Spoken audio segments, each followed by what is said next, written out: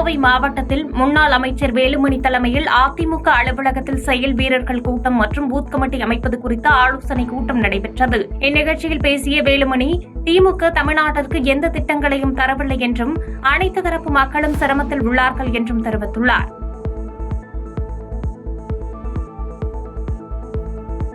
சென்னை அடுத்த வியாசர்பாடியில் வலி நிவாரண மாத்திரைகளை போதைக்காக விற்பனை செய்த கிஷோர் மற்றும் சஞ்சய் ஆகியோரை எம்கேபி போலீசார் கைது செய்துள்ளனர். மேலும் இவர்கள் வலி நிவாரண மாத்திரைகளை வாங்கி லோகேஷ் என்பவருக்கு போதைக்காக விற்பனை செய்தது தெரியவந்ததை அடுத்து குற்றவாளிகள் மீது வழக்கு பதிவு செய்த போலீசார் அவர்களை நீதிமன்றத்தில் ஆஜர்படுத்தி சிறையில் அடைத்தனர்.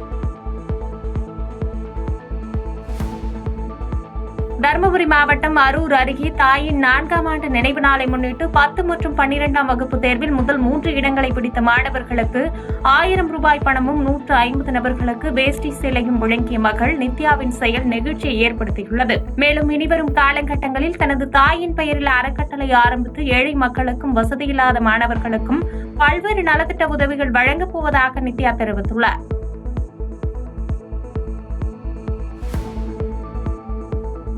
கடலூர் மாவட்டத்தில் பிரதமர் மோடி மற்றும் முப்படை வீரர்களுக்கு நன்றி தெரிவிக்கும் விதமாக பாஜக சார்பில் தேசிய கொடி பேரணி நடைபெற்றது. மேலும் கிழக்கு மாவட்ட பாஜக தலைவர் அக்னி கிருஷ்ணமூர்த்தி தலைமையில் நடைபெற்ற இந்த பேரணியில் 100க்கும் மேற்பட்ட பாஜக நிர்வாகிகள் மற்றும் தொண்டர்கள் கலந்து கொண்டு தேசிய கொடியை கையில் ஏந்தி ஊர்வலமாக சென்றனர்.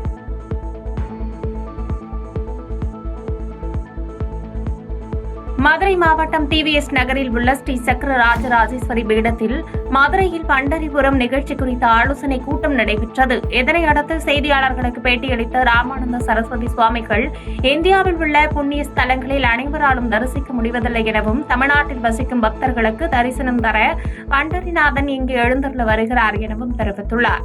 எல்லா பக்தர்களும் இந்தியா பூரா இருந்து, இந்தியா மட்டுமல்ல வெளிநாட்டிலிருந்து எல்லா பக்தர்கள் பாகவதர்கள் எல்லோரும் வந்து 5 நாட்கள் மிக கோலாகலமாக எல்லா நிகழ்ச்சியும் நடைபெற இருக்கிறது.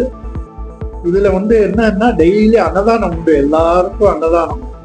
எல்லா வேளையும் வர பாகவதர்கள் மட்டும் இல்ல, வர பக்தர்கள் எல்லோருக்கும் அன்னதானம் முக்கியமா நடக்கிறது. கன்னியாகுமரி மாவட்டம் ஞாலம் ஊராட்சிக்குட்பட்ட விவசாய நிலங்களில் பருவமழை காரணமாக 7000 வாழை மரங்கள் சாய்ந்துள்ள சம்பவம் விவசாயிகளிடையே பெரும் சோகத்தை ஏற்படுத்தியுள்ளது. இதனையடுத்து பாதிக்கப்பட்ட விவசாயிகள் உரிய இழப்பீடு கேட்டு அரசுக்கு கோரிக்கை மனு அளித்துள்ளனர். கொக்கல் வளாகம் நம்ம நேலம் ஊராட்சி பகுதி உட்பட்ட பகுதி கொக்கல் வளாகம், அம்பலிக்கோணம், நேலம் இந்த ஏரியாக்கள்ல தான் ரொம்ப அதிகமான சேதம் ஏற்பட்டிருக்கு. மற்ற ஏரியாக்கள்லயும் சேதம் இருக்கு, ஆனா அந்த அளவுல சேதம் இல்லை. இந்த ஏரியாவில் மட்டுமே கிட்டத்தட்ட 1800 வாழை ஒரு தோட்டத்தில் மட்டுமே சேதம் ஆகிருக்கு. இந்த ஒரு தோட்டத்திலே நீங்க கணக்கு போட்டீங்கன்னா 4 லட்ச ரூபாய்க்கு மேல இன்வெஸ்ட்மெண்ட் மட்டுமே 4 லட்ச ரூபாய் இன்வெஸ்ட் பண்ணியிருப்பாங்க. அரசு உரிய நடவடிக்கை எடுத்து அதற்கான துறை எந்த துறை என்ன நிவாரணம் கொடுக்கணுமோ அதை பண்ணா எங்களுக்கு மேற்கொண்டு இந்த இதை பண்ண முடியும், விவசாயம் பண்ண முடியும். புதுச்சேரி வில்லியனூர் அருகே காவல் நிலையத்தில் விலை உயர்ந்த இருசக்கர வாகனங்கள் முற்றிலும் சேதமடைந்து குப்பைகள் போல் நிறுத்தி வைக்கப்பட்டுள்ள வீடியோ வெளியாகி வைரலாகி வருகிறது. இதனைத் தொடர்ந்து இனிவரும் காலங்களில் காவல்துறை அதிகாரிகள் தங்கள் சரகத்திற்குட்பட்ட பகுதிகளில் பறிமுதல் செய்யப்படும் வாகனங்களை உரியவர்களிடம் விரைந்து ஒப்படைத்ததோடு அதனை கவனமாக பாதுகாக்க வேண்டும் என்றும் பொதுமக்கள் காவல்துறையினருக்கு கோரிக்கை வைத்துள்ளனர்.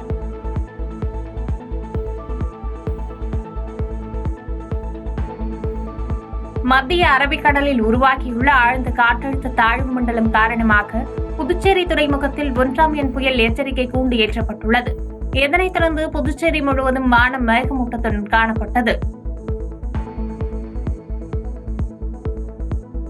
விருதுநகர் மாவட்டம் ராஜபாளையத்தில் கோயில் திருவிழா நடத்துவதில் ஏற்பட்ட தகராறு காரணமாக ஒரே பிரிவை சேர்ந்த 2 தரப்பினர் மோதிக்கொண்ட காட்சிகள் வைரலாகி வருகிறது.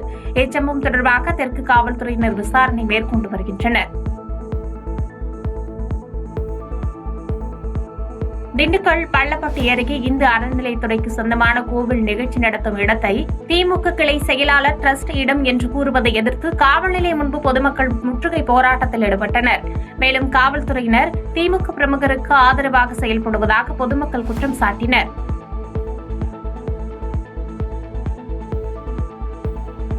திண்டுக்கல் மாவட்டம் கொடைக்கானலில் 62வது மலர் கண்காட்சியை பிரையன் பூங்காவில் நாடாளுமன்ற உறுப்பினர் சச்சிதானந்தம் மற்றும் மாவட்ட ஆட்சித்தலைவர் சரவணன் ஆகியோர் ரிப்பன் வெட்டி துவக்கி வைத்தனர். மேலும் இந்த மலர் கண்காட்சியை காண ஏராளமான சுற்றுலா பயணிகள் வருகை புரிவார்கள் என எதிர்பார்க்கப்படுகிறது.